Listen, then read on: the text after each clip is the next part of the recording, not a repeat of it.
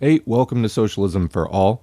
This file is being recorded for the March 2021 edition of Socialism for All, and it's an audiobook of Marlene Dixon's Left-Wing Anti-Feminism, a Revisionist Disorder from 1977. If you like this video, please click the like button and the subscribe button and consider supporting us on Patreon. So, Marlene Dixon was a somewhat controversial figure. She was associated with the Democratic Workers' Party in the United States, which existed from 1974 to 1987. It has a contentious relationship with it had rather, a contentious relationship with other communist groups in the country at the time. It formed a number of front groups which did do a lot of productive work. It was also accused by others of being sectarian and being overly hostile towards other communist groups. Also, by the mid-'80s, Dixon was accused by those working closely with her of being paranoid and an alcoholic, and just generally her having become too erratic to be able to work with. I think that without knowing much more about the situation and without specifically trying to stump for Marlene Dixon personally or take her side, I think that this dynamic may speak to the very real stress and pressure that many of us who have worked in real-life left-wing activist orgs have felt. It's incredibly stressful. You're angry at the system. You're angry at your life, the life that the system is giving you. And it's hard working in a group of very angry people for a long period of time without seeing, the kind of revolutionary success that we would like, especially in a very, very entrenched country like the United States, where capitalism just seems to be so dug in at every level and reinforced with racism and sexism and heterosexism and just all of these various social poisons that the capitalist class absolutely encourages and fertilizes. So, in fact, in the late 70s into the early 80s, Marlene Dixon was feeling that the Democratic Workers' Party was becoming too reformist, and she was starting to give up some hope that the U.S. working class was able to bring about the change that socialists feel is necessary, and was said to switch tack and start supporting some progressive elements of the petty bourgeoisie. I can certainly relate to that frustration. I think it's hard looking at Marxist history in the United States and not feeling some amount of desperation about, will this ever happen here? My personal feeling on that is that, you look at the struggles, you look at the capitalist class, utterly brutal capitalist class that we're up against, and you see that the working class is mired in contradictions that are squeezing the life out of them. At some point, that's got to change. I'm wondering, what it is. Clearly, for us as Marxists, just getting out there with a sign and saying workers unite isn't going to cut it, hasn't worked for a very long time. And I think we need a lot more general education before people are going to be receptive. So we need to keep dismantling myths about capitalism, about feminism, about anti-racism, so that we can pull apart this whole system while at the same time working in whatever ways we can to undermine U.S. empire and its ability to exploit the third world, etc., so that even if the U.S. winds up being the last country in the world to go socialist, as is kind of my guess, the rest of the world has an easier time bringing about revolution in their country. So on that note, let's begin today's text. Left-Wing Anti-Feminism, a Revisionist Disorder from 1977, Proletarian Anti-Feminism, the basis for the conflict of interest between men and women in the proletariat. And a quick note, 1977 was just a few years into the existence of the Democratic Workers' Party and before the wheels had really begun to come off in the ways that we were just discussing. So let's get into the text. Historically, anti-feminism in the proletariat took the form of attempts to restrict female participation in the labor force. Proletarian anti-feminism was not the result of stubborn sexism alone. It was principally due to the lower wages paid women and the resulting competition between men and women in the labor market. The fundamental cause of the undervalued wages of women is the overall subjugation of women in society, in which, 1. Women's share in poorly paid jobs is much greater than that of men due to institutionalized discrimination. And 2, wages of unmarried women, which are held to be no more than a contribution to their husband's earning power, are the most severely undervalued. The undervalued wages of married women put pressure on the wages of unmarried women as well. These factors mean that women's wages come to have a depressing effect on men's wages.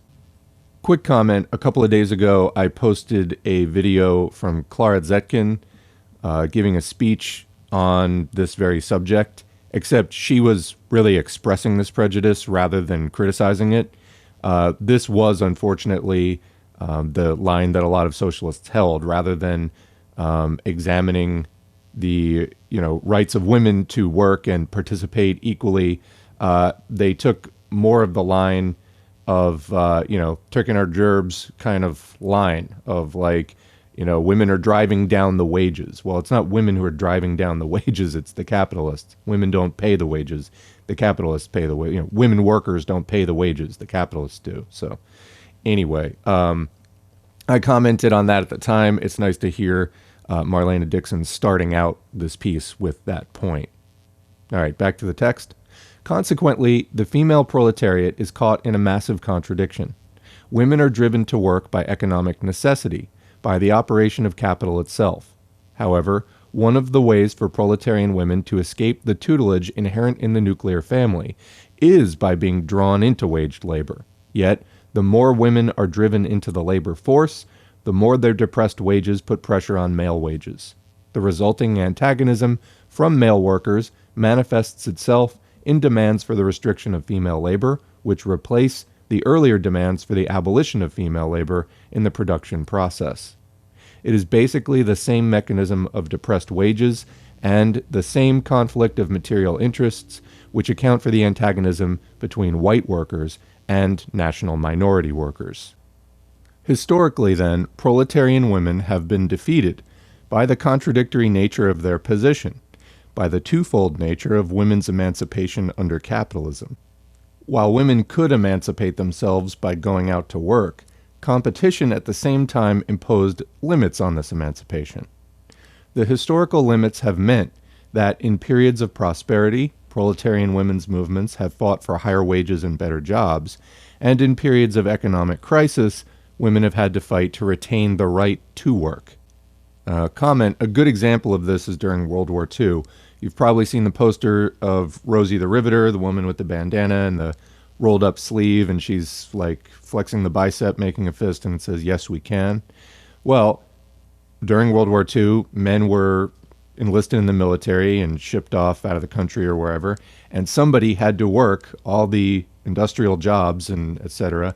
that the men had been working. So women were called in to do those jobs.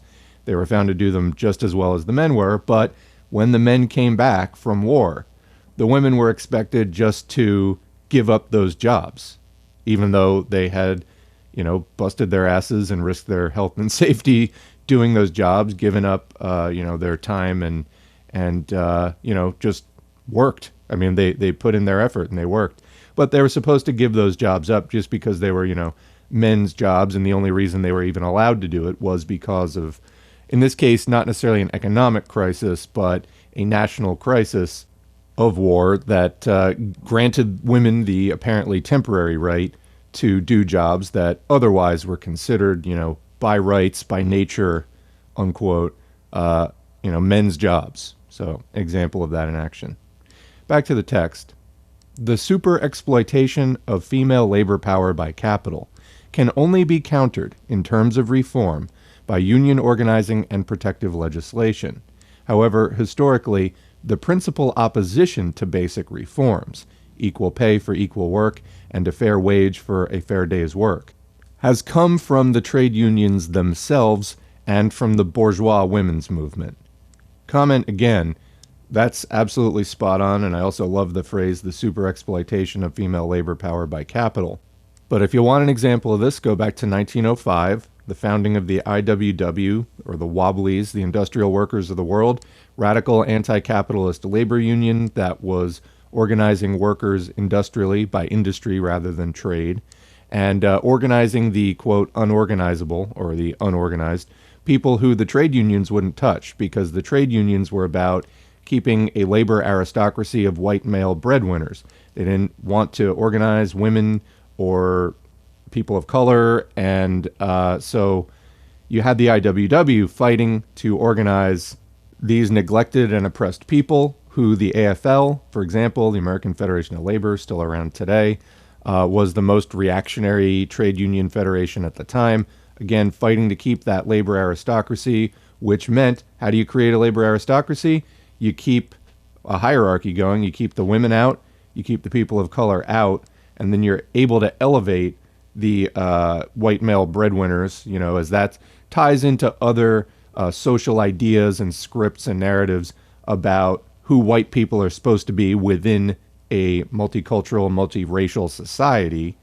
And then you're paying them more and basically making them teacher's pet of the capitalists. So that's the idea of a labor aristocracy, which today we can see is not just in the United States, but it's also global, of elevating the working class of imperialist countries over the proletariat of the third world, exploited developing countries, and creating rifts within the proletariat there.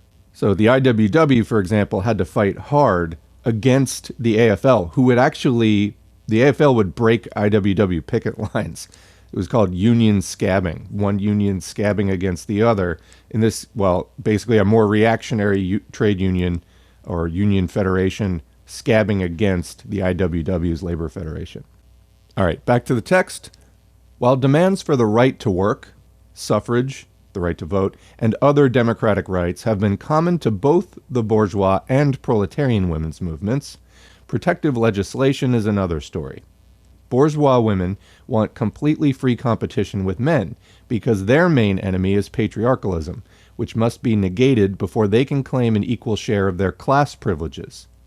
Bourgeois women can afford to oppose protective legislation because, on the one hand, they're usually provided with means of support beyond their own wages or salaries, while on the other hand, the best of existing women's jobs go to the women of the bourgeoisie and petty bourgeoisie who have, quote, care, cleanliness, taste, even art, and above all, initiative, unquote.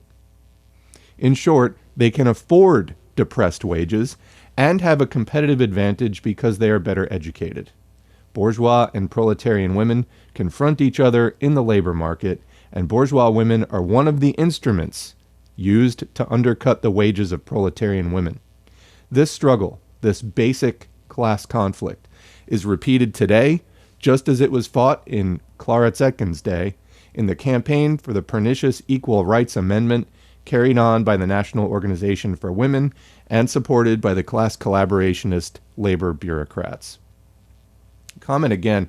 I'm commenting a lot. I love this text so far, I've got to say. I hope it's also getting you equally enthused. So here's an example from my own life of what she said about bourgeois and petty bourgeois women being able to afford depressed wages because they have means of support beyond their wages or salaries. There was a health food store I worked in years ago. This was before the rise of Whole Foods as like a really dominant force, certainly before Amazon bought it.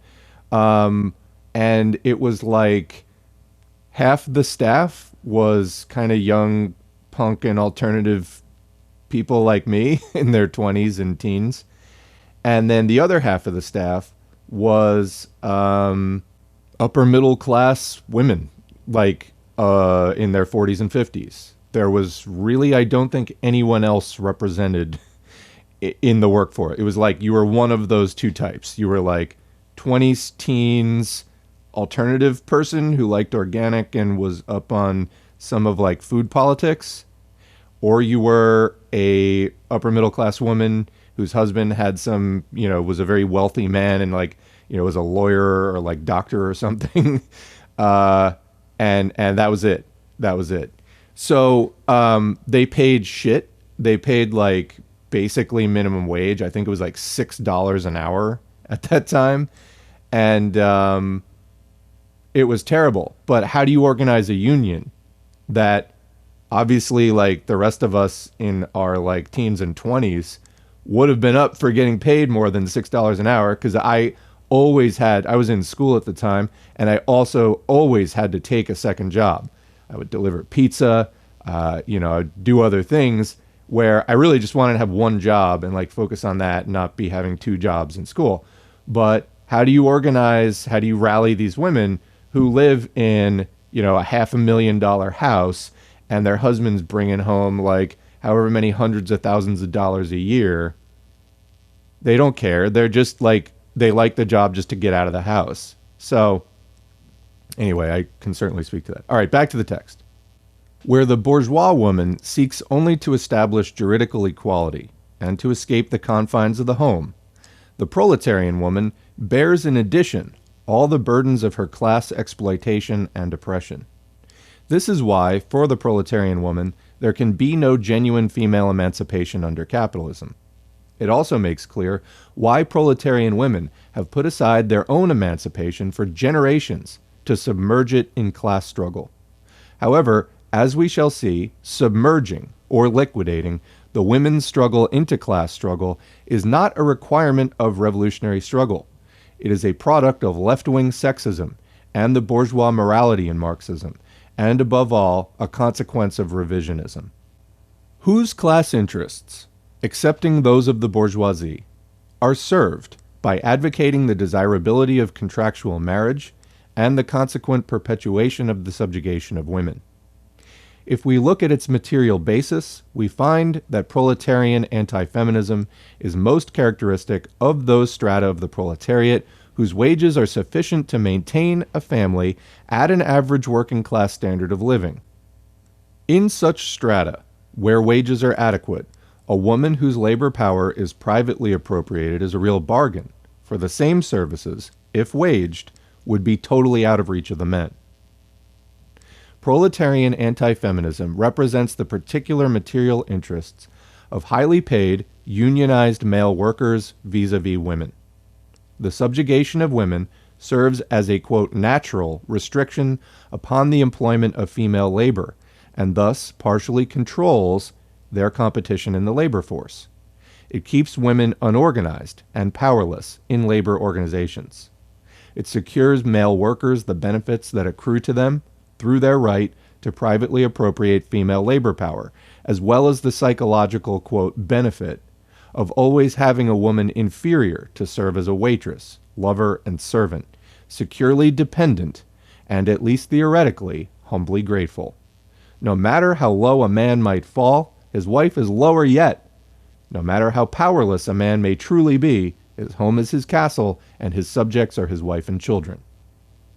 However, wage levels and employment patterns for the lower strata of the white working class, and especially of racial and national minorities, show that, for these strata, men's wages are not sufficient to support a family.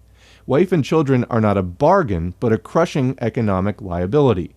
The disintegration of families, the rates of desertion, the rise of second-generation welfare families, all testify to the growing masses of men who cannot sell their labor power at a price which covers the expense of a family, much less of a non-working wife. Neither the bourgeois morality nor proletarian anti-feminism serves the interests of the lower-paid strata of the proletariat, since the nuclear family does not materially benefit the husband, while depressed female wages enormously increase the suffering of families. I just want to pause there for a second. This is key. Keep in mind the time frame, as we should always keep in mind the time frame, because capitalism advances decade by decade in terms of technology and the consolidation of capital and just historical developments within a particular time period. Although the overall property relations are the same, some of the particulars change, and we need to always keep that in mind when we're evaluating a statement, like what point in time is it being said. It can also just give us insight into general historical trends. So she's writing this in the mid to late 1970s. This is when things started to turn into neoliberalism around 1980.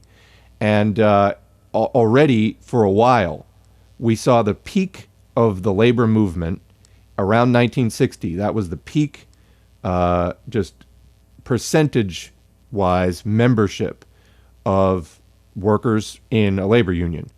The percentage of workers in a labor union had been on decline for about 15, 16, 17 years at the point that she's writing this, and living standards were starting to fall. It was becoming more and more common that women were having to work for exactly these reasons, that men's wages were not sufficient to support a family, wife and children not being a bargain, but a crushing economic liability. So, by the time that I was a kid in the 80s, many families, even middle-class families, had to have both parents working in order to, be able to afford the house, afford the 2 cars, like whatever other signs of a, good standard of living for a working class family were. So she's really getting into the point here that proletarian anti-feminism really only appeals to that sector of the proletariat comprised of highly paid unionized male workers. Again, that white male breadwinner, head of the family that the more reactionary trade unions were supporting as a concept and as like a social type and a script that they were trying to promote, being class collaborationists as they are.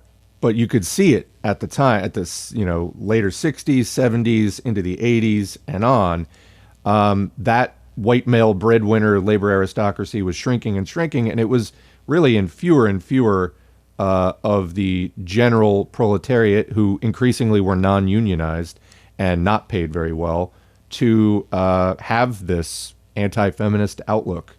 And again, I'll credit the more Marxist radical labor unions such as the IWW, recognizing this way back in the day in 1905. All right, back to the text. Furthermore, proletarian anti-feminism does not serve the overall interests of the proletariat. In its espousal of the joys of the nuclear family and the virtues of bourgeois morality, it objectively supports the ideological foundation for the devalued wages of women by refusing to recognize the material basis for the conflict between men and women in the proletariat. The division between men and women is based upon competition for jobs, part of the mechanism for the superexploitation of women. There will never be unity between men and women until the material basis of the competition and hostility are correctly understood and eventually abolished. No reformist program for equal wages or democratic rights has ever been or will ever be able to touch the roots of the subjugation of women, nor will women ever be mobilized to fight for deferred emancipation.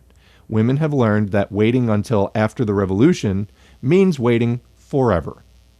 For women, as for all other oppressed people, the fight for their own emancipation begins today, or it does not begin at all.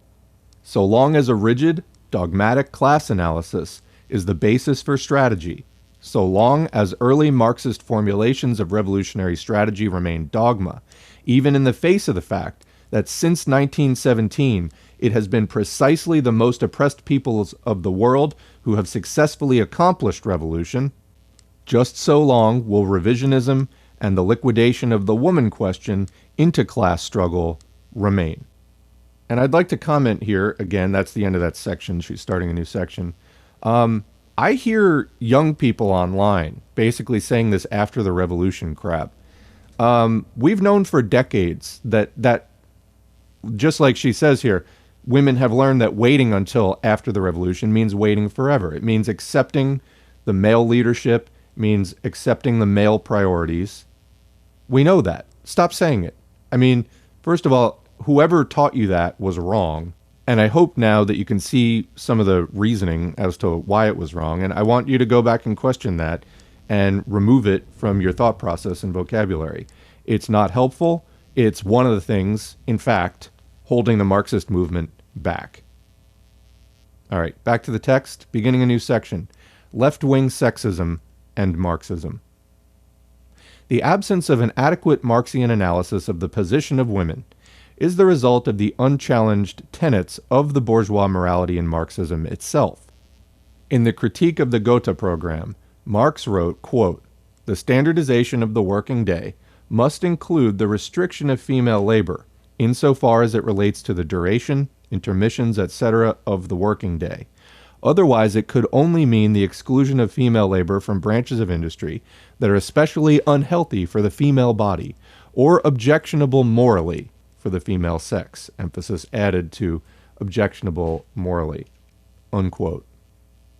About this passage, Werner Tonneson comments, quote, both the concept of, quote, morally detrimental in the original Gotha program and of, quote, objectionable morally in Marx's critique of it show that the socialists were letting their standard of morality be prescribed by the ruling attitudes of the bourgeoisie.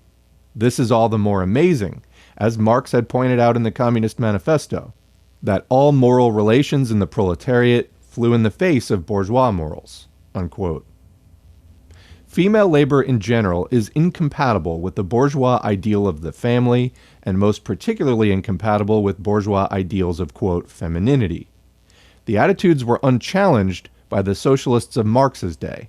About, quote, unfeminine labor, Bebel wrote, quote, it is truly not a lovely sight to see women, even with child, vying with men in wheeling heavily laden barrows on railway construction sites, or to observe them mixing lime and cement, or carrying heavy loads or stones as laborers on building sites, or to see them working at washing coal or ironstone. The women there are stripped of all that is feminine, and their femininity is trampled underfoot, just as our men, in many different types of employment, are bereft of anything manly. Unquote. Now, a quick comment there. From a physiological point of view, lifting heavy loads while you're pregnant can endanger your pregnancy. So that's a real thing. However, most of the complaint here, as you can hear, is not about that. It is about these abstract ideals of what is feminine, and is mixing cement feminine, and, you know, is whatever the men are doing manly enough, etc. These are bourgeois ideals of traditionally assigned masculinity and femininity, and we as socialists should not accept them. Back to the text.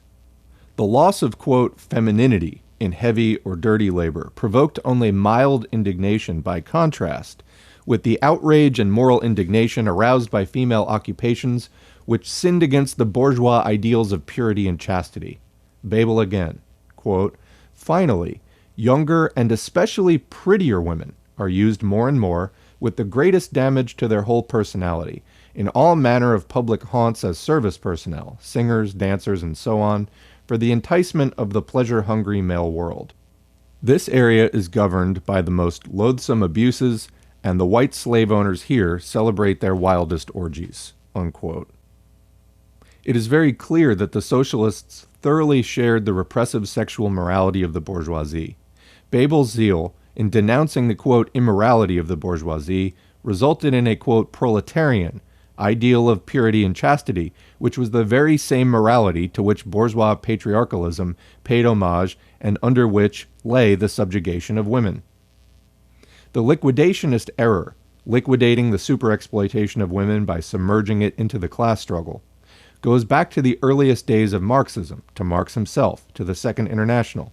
It was then carried through Lenin and reached a peak of backwardness under Stalin. In this instance, sexism and male supremacy hide themselves under, quote, proletarian morality, and a concern for the precious, quote, femininity and, quote, tender virtue of the female sex. It was only when Marx was concerned with concrete analysis that he could glimpse over his own blinders, quote, however terrible and disgusting the dissolution under the capitalist system of the old family ties may appear, nevertheless, modern industry, by assigning, as it does, an important part in the process of production outside the domestic sphere to women, to young persons, and to children of both sexes, creates a new economic foundation for a higher form of the family and of the relations between the sexes. It is, of course, just as absurd to hold the Teutonic Christian form of the family to be absolute and final, as it would be to apply that character to the ancient Roman, ancient Greek, or Eastern forms, which, moreover, taken together, form a series in historic development. Moreover, it is obvious that the fact of the collective working group being composed of individuals of both sexes and all ages must necessarily, under suitable conditions, become a source of humane development. Although in its spontaneously developed, brutal, capitalistic form, where the laborer exists for the process of production, and not the process of production for the laborer. That fact is a pestiferous source of corruption and slavery. And a footnote, that is from Marx's Capital, Volume 1, A Critical Analysis of Capitalist Production. The objective consequences of Marxists' uncritical acceptance of the bourgeois morality concerning women and concerning sexuality have been to justify and perpetuate the subjugation of women in general, and of women in the proletariat in particular, and thus perpetuate the material bases for the real conflict of interest between husbands and wives, men workers and women workers. Early Marxism, as a consequence of its own sexist bias, left proletarian anti-feminism, rooted in the customary division of labor between the sexes, the traditional ideals of the family, and, quote, woman's place at home, rearing children, unchallenged. The workers' anti-feminism was based upon capital's super-exploitation of women and the resulting competition between men and women on the labor market. Marxists' anti-feminism was based upon unquestioned male supremacy. It seemed to male workers that the problem of wages and competition could most easily be solved by keeping women out of the labor market. Proletarian anti-feminism was fundamentally a result of the working man's lack of understanding that the utilization of female labor power by capital was an inevitable consequence of machine industry and the drive for cheap labor. Male socialists of the day did nothing to enlighten the working class or to challenge male workers' prejudice against women. The objective consequence of proletarian anti-feminism was to play into the hands of capital by keeping men and women workers divided against each other instead of united against capital, and keeping women's wages undervalued. The sexist bias in Marxism, beginning with Marx, was to perpetuate the oppression of women within the socialist movement and to strengthen the forces of revisionism within the Second International. That's the end of that section. And a comment from me. Again, I applaud this heavily. I think that this is spot on. I still see this today in 2020, 2021, people groveling at the altar of the backwardness of the Stalin years. There are things to applaud about the Stalin years of the Soviet Union, for example, defeating Nazi Germany. That's kind of a big one. But I have heard explicit defenses of the sexist backwardness during those years. I heard Caleb Maupin, fucknut that he is, defending explicitly the sexist backwardness of the Stalin years by saying that, well, the Lenin and Trotsky years, that was more geared towards the intelligentsia and the intellectuals, and then, oh, it's a dialectical process. Invoking dialectics to excuse what's really just bad fucking policy. Well, we had to bring in the more, socially conservative people during those times. No, you didn't. No, you didn't. Better socialist policy would have questioned the bourgeois backward morality that was underpinning those policies and decisions. But again, it's 2021. Time to let bad elements of the past go while still praising the good. You cannot just be a staunch defender across the board of bad decisions. It's going to leave you in the past. You're going to be a historical society, not a cutting-edge force for the future of the working class. As Dixon says, quote, male socialists of the day did nothing to enlighten the working class or to challenge male workers' prejudice against women. And the objective consequence of that was to play the objective consequence of that implicit anti-feminism that developed out of that. This women take a backseat approach, which is rampant right now in the U.S. ML movement, as I can see, was to play into the hands of capital. It's still holding us back now. Let it fucking go. Say that mistakes were made, because they were. It's that simple. All right, moving on to the next section, proletarian anti-feminism and revisionism. In the history of German social democracy, workers who thought in trade union terms always strictly opposed female labor. In this, they were hardly challenged by orthodox male Marxists. The beginning of revisionism was in the predominance of trade unionism in the German Social Democratic Party, SPD, with its contempt for Marxist theory as, quote, idealism, and its Lassallean concentration on reforms to be gained through strikes and ballots, with the emphasis upon ballots.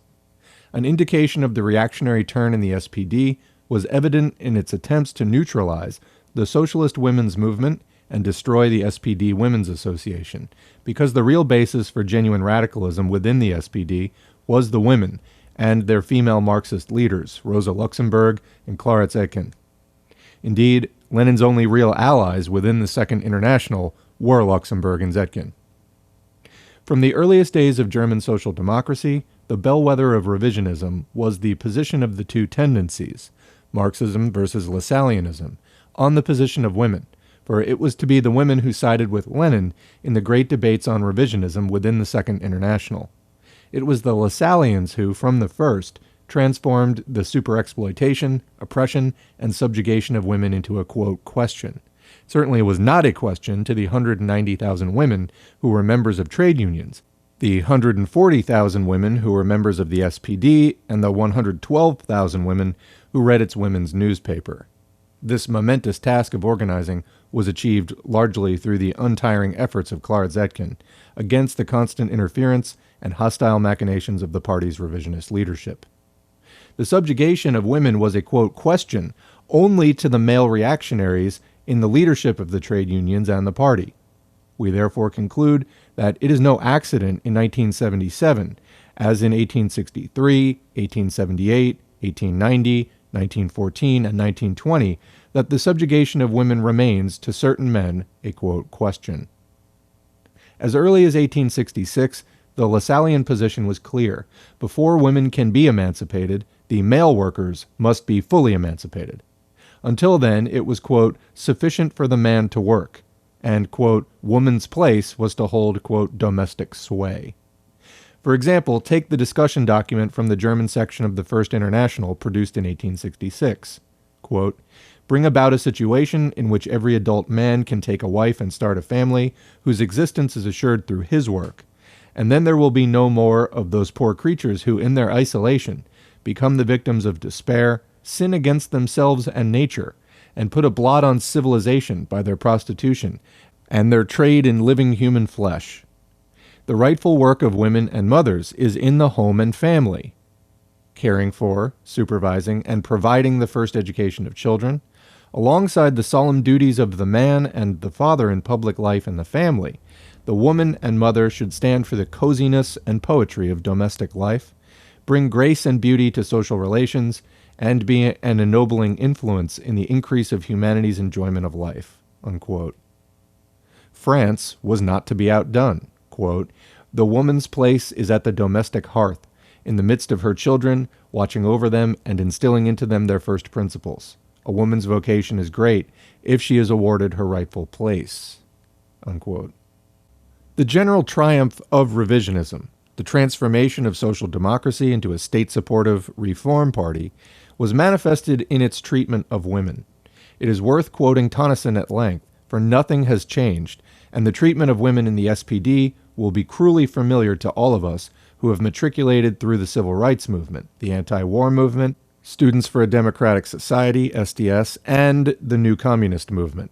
Quote, the great theoretical decisiveness and rhetorical sting employed by Rosa Luxemburg and Clara Zetkin in combating the revisionist tendency in the party frequently induced party leaders who were attacked to discriminate against women by means of malicious witticisms.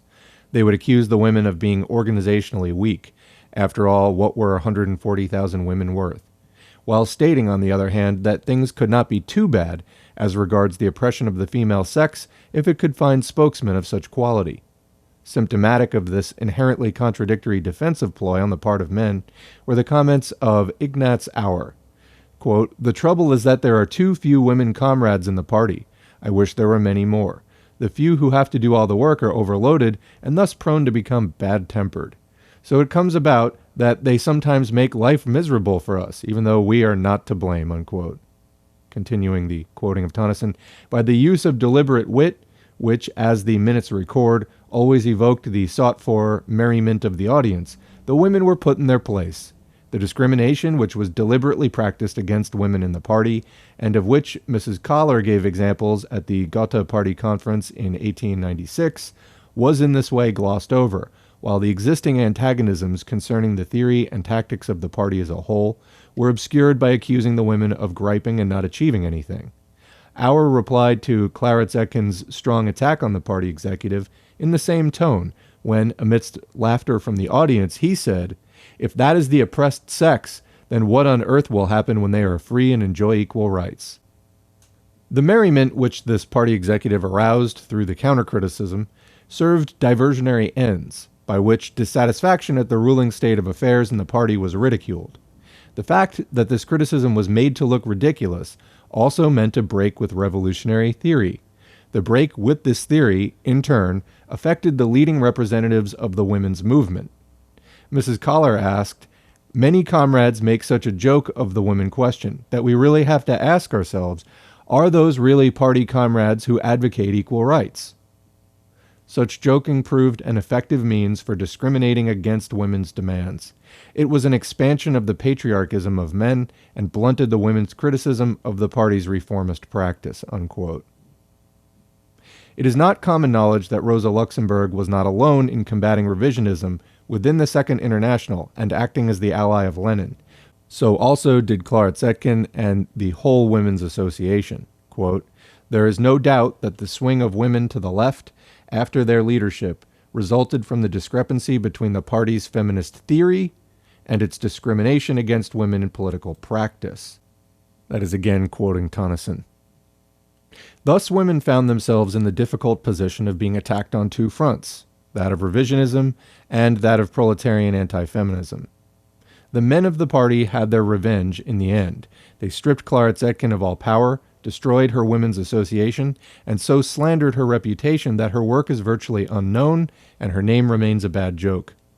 Rosa Luxemburg had stayed clear of the Women's Association in order to be able to work as a theoretician of the party's anti-revisionist left.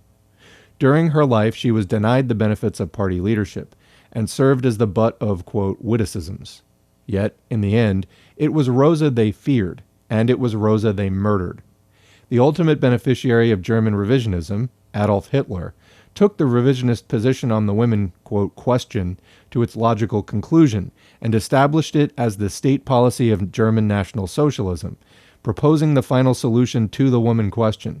Another 1,000 years of subjugation, another 1,000 years of the, quote, woman and mother standing for the coziness and poetry of domestic life, bringing grace and beauty to social relations, and being an ennobling influence on the increase of humanity's enjoyment of life, unquote.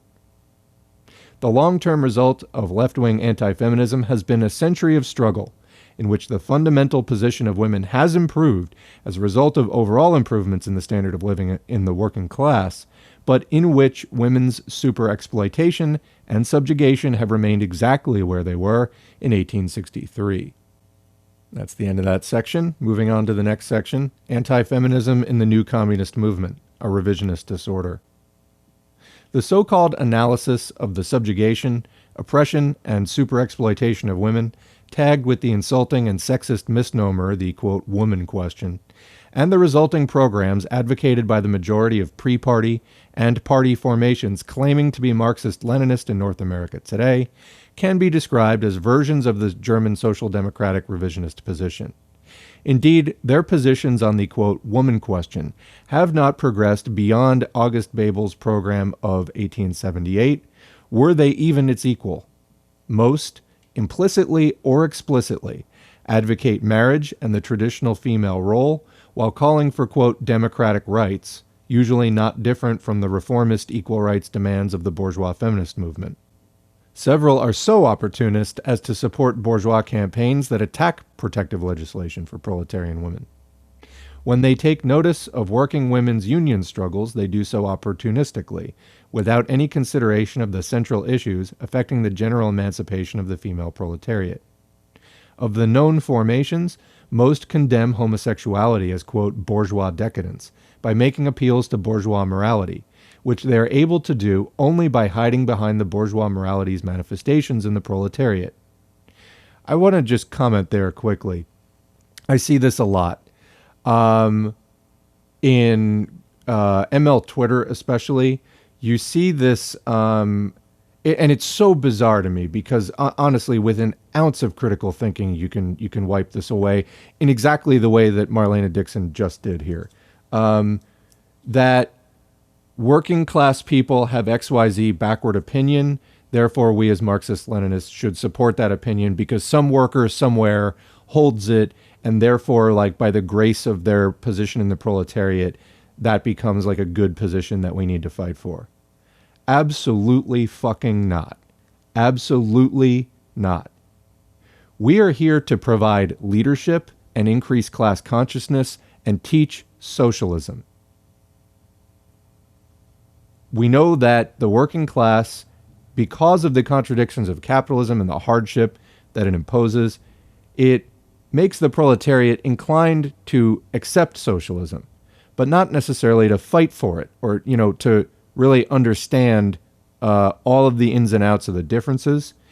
To anyone who can, tremendous. This can be complicated stuff, though, and it is the role of the Vanguard Party to lead. This is, and I want to completely here sidestep questions about, anarchist attacks on the Vanguard Party as a kind of like clique and whatever. When we say Vanguard, I'm just talking about the most class conscious people who actually know Marxism, people who actually have done all the reading. You've read the thousands of pages that nobody wants to read. You have worked out many examples and analyzed, many different real life situations through a Marxist lens, debated it, had discussions, disagreements, and come to new understandings. You're educated. That's the Vanguard, okay? The most class-conscious people. Again, we're supposed to be providing leadership. We're supposed to be raising class consciousness, not just simply saying, well, some workers hold this position, which really they just picked up from the bourgeoisie, from living in bourgeois culture in a bourgeois society. We should not be condoning that. We should not be trying to advance that. We should not be enshrining that as part of some weird fetishization of proletarian views, when in fact, they don't even serve proletarian interests. The proletarians who hold those views really just pick them up from the bourgeoisie. That's not socialist. That doesn't help us at all. Anyway, I'll get back to the text, but I think that that's a very important point. And when you see supposed Marxists holding these reactionary positions, bourgeois moral positions, basically, bourgeois judgments of how life ought to be, call it out because, honestly, anyway, I'm going to back up and read that sentence over again. Of the known formations, most condemn homosexuality as, quote, bourgeois decadence, by making appeals to bourgeois morality, which they are able to do only by hiding behind the bourgeois morality's manifestations in the proletariat.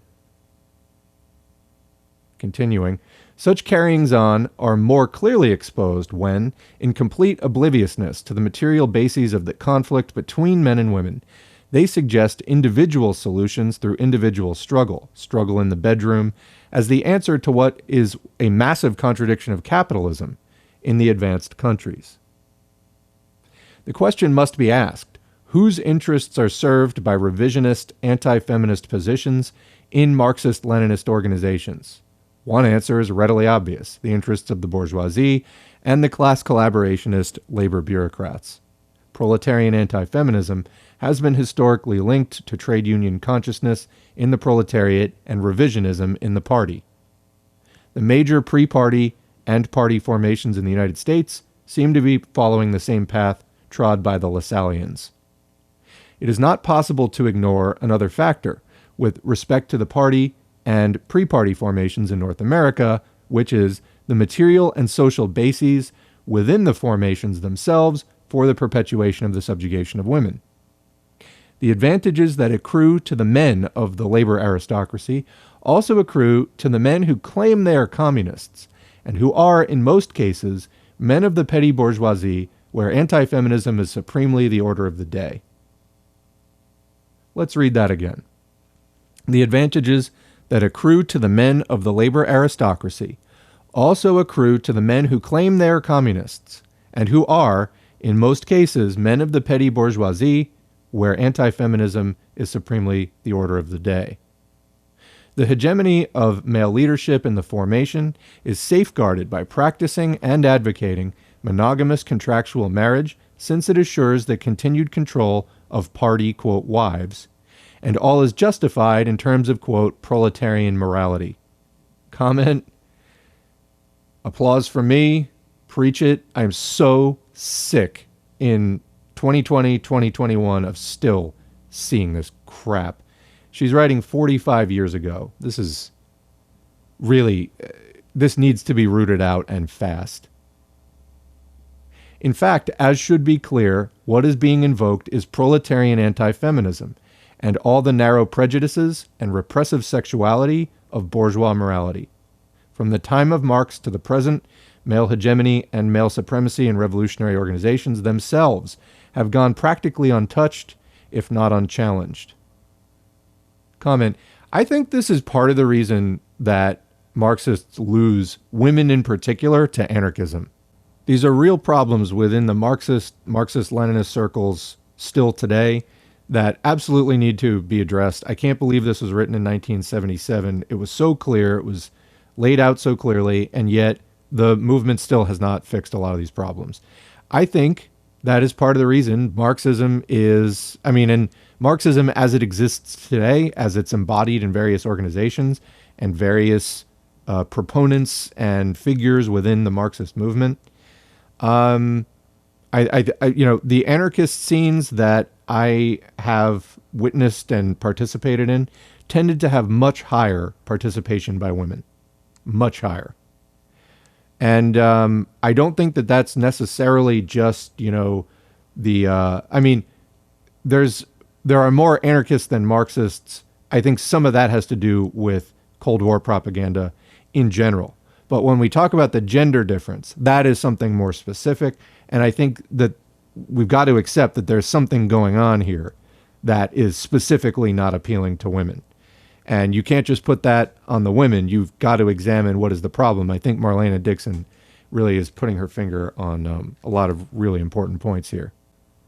Continuing with the text, we're nearly at the end. The brutality of the treatment of Rosa Luxemburg and Clara Zetkin, the sneers, snickers, jokes, aspersions, the accusations of being ugly, nasty, domineering, and unfeminine, the hypocritical forms of discrimination are all as prevalent today as they were in German social democracy. The so-called woman question is like a searchlight cast upon these movements, revealing that they preserve bourgeois ideology and bourgeois class interests within the proletariat, however much their revisionism is hidden behind quotations from Peking Review. Any real strategy and program for the emancipation of women must attack the bourgeois institutions of contractual marriage, private appropriation of female labor power and female reproductive power, male tutelage over women, and male hegemony over women in public and organizational life. Furthermore, the masses of women not employed for wages cannot be defined into invisibility because the institution of the nuclear family is held to be sacrosanct, or because trade union reformism is seen as the only mode of struggle in pre-revolutionary periods. None of the requirements for the emancipation of women are reformist demands because none can be met by reforms. Women do require a new and revolutionary society, but it must be a revolution and a new society in which women have an equal hand. And that is the end of Marlene Dixon's Left-Wing Anti-Feminism, a Revisionist Disorder from 1977. Wow. For whatever controversies Marlene Dixon had during her time, particularly into the 80s, I thought that that was hands down an excellent document. I've already given my comments, so I don't have a lot else to add here, but that was phenomenal. I thought that was great. And fortunately, I do have a number of other texts from Marlene Dixon to do here on the channel, and I look forward to doing those. Hopefully they are all as good as Left-Wing Anti-Feminism. Thanks for listening. Leave a comment. What did you think? Did you think it was as good as I thought? Or what did you think about some of my takes on some of the other issues that came up in this document? Leave a comment below, and we will catch you in the next video. Thanks. And that's the video. Thanks to our current patrons whose names are on the screen. If you'd like to get your name on the screen or just support us financially, you can go to patreon.com/socialismforall and sign up for a monthly donation. You can also follow us at facebook.com/socialism4all. Used to have a page at FOR all, and it got throttled to death by Zuck. Here on YouTube, please click the like button, subscribe button, and the notifications bell. Please leave a comment if you can, and please share our video wherever you're online, your Twitter feed, your Discord servers, Reddit subs, etc. All of that helps more people to see this content, whether it's in the YouTube algorithm or just posting it on other sites. All of that's helpful. All of you out there supporting and promoting this content makes it all go that much more smoothly. We need to end capitalism, normalize talking about socialism today, and it's really kind of our only hope for a better tomorrow. Thanks for all you do, and we will catch you in the next video.